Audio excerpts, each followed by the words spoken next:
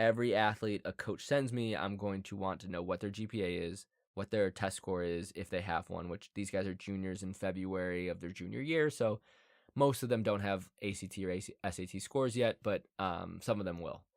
And so I'm looking at that. I'm looking at their GPA, and then I'm watching a highlight tape.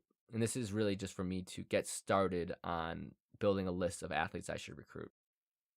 Once I get the list, I evaluate the athletes. I would bucket them, from what I remember, I would bucket them into one of 5 categories. Every athlete I recruited or I watched the tape on would get like a 1, 2, a 3, a 4, or a 5. That's how I scored it.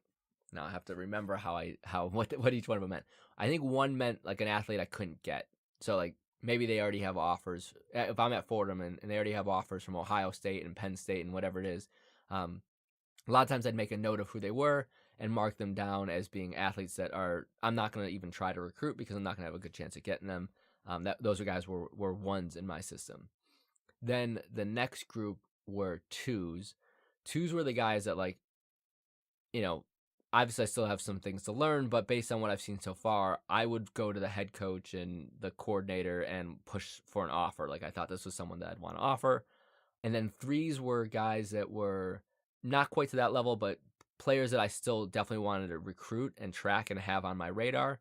And then 4s were guys that I evaluated and didn't think were good enough, but probably still like college football players.